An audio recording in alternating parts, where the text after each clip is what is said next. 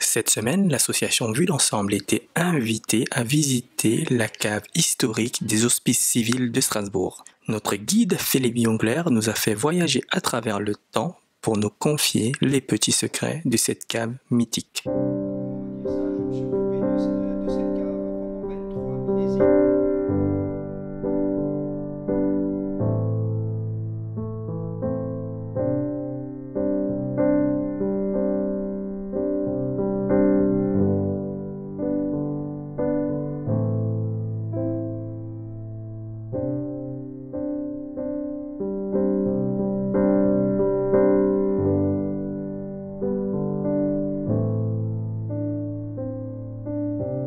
Philippe Jungler. L'histoire, alors pourquoi un endroit aussi bizarre dans cet hôpital?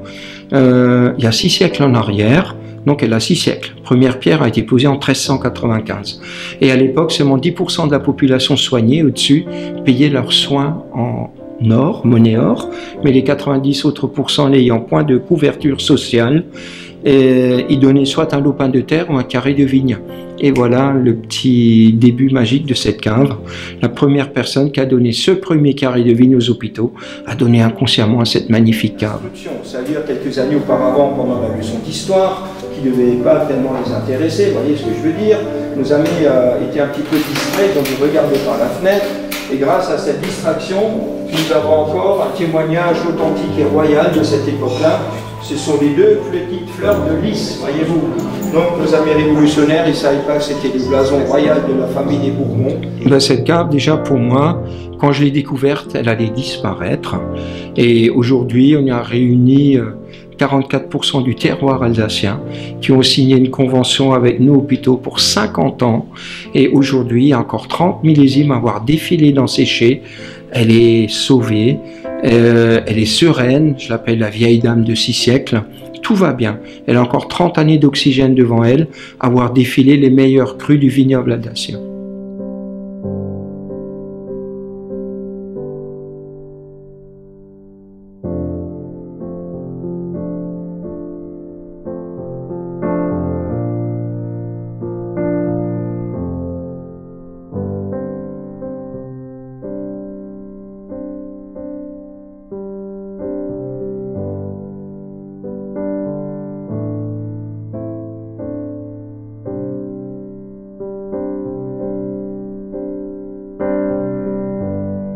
Sur chaque tonneau, vous avez une plaque de foudre avec notre marque commerciale, donc ça s'appelle Cave Historique Hospice de Strasbourg, et avec le nom du vigneron. Parce que les vignerons qui ont signé cet accord, chacun est propriétaire de son tonneau pour les 50 premières années de la signature du contrat. Et chacun a obligation de mettre son meilleur vin dans son tonneau. Notre trésor, évidemment, c'est ce fameux tonneau qui est rempli de ce vin blanc d'Alsace qui est extraordinaire, qui est tout simplement le vin le plus vieux au monde conservé dans un tonneau. Donc millésimé 1472, s'il vous plaît, 20 années avant la découverte des États-Unis par notre cousin adoré Christopher Columbus. Donc soyons fiers, n'est-ce pas? Martine. La visite était géniale, quoi, parce qu'on a appris beaucoup de choses sur l'histoire de l'hospice la cave des hospices, chose que je ne connaissais pas, sur Strasbourg, sur les vins, j'ai trouvé ça génial.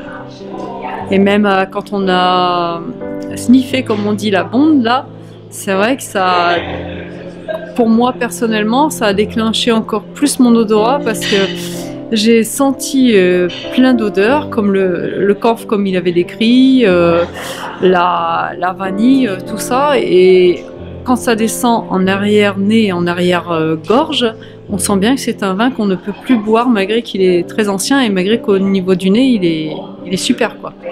Et moi, j'ai trouvé ça très, très, très, très intéressant.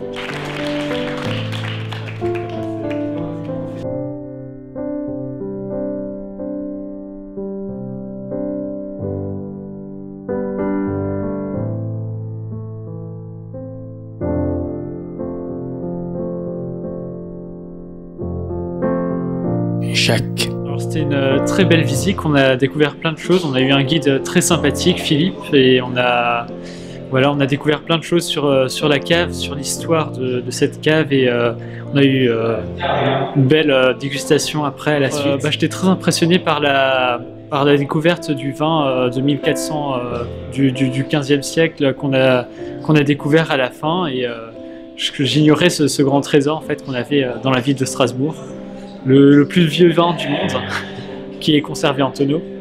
Et voilà, c'était une joie de partager en fait ce moment dans cette association, et que j'ai découvert, et voilà, de partager ce moment simple en fait avec d'autres personnes. Donc faire une visite à des non-voyants, des malvoyants, pour moi c'était un petit défi quand même, hein, parce que je parle beaucoup, et là il fallait s'adapter au public. Je pense que je m'en suis pas trop mal sorti, vu l'intérêt des personnes à toucher les différents tonneaux, à toucher les choses que j'étais en train de leur expliquer. Ça, c'était un grand bonheur pour moi.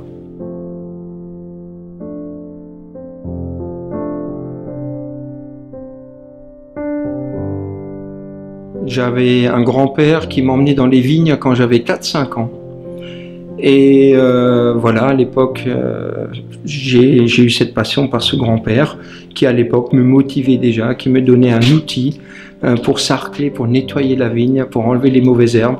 Quand j'arrivais en bas de la rangée, il me donnait la pièce. Et voilà comment on motive les jeunes générations. Ma passion vient de mon grand-père. Je suis arrivé dans cette cave par un total hasard de ma vie professionnelle, parce que j'avais une autre passion dans ma vie qui était la cuisine, grâce à une maman qui était très excellente, enfin qui est toujours une excellente cuisinière. Et donc après, j'ai appris le métier de cuisinier, mais j'étais toujours passionné par le vin.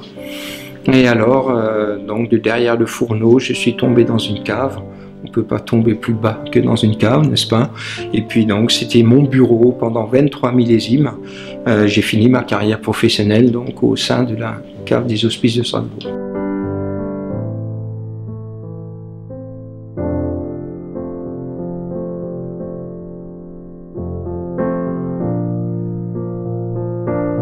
La cave, j'espère qu'elle va encore durer très longtemps. La vieille dame de 6 siècles là-devant, elle n'a aucune ride, elle est encore très belle, elle peut encore passer des siècles et des siècles, il n'y a aucun problème.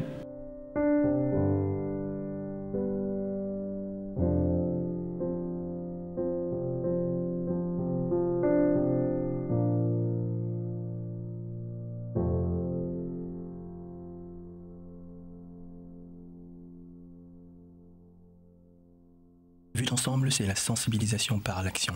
Retrouvez-nous sur Twitter, Facebook, YouTube, Instagram en tapant Vue d'ensemble association.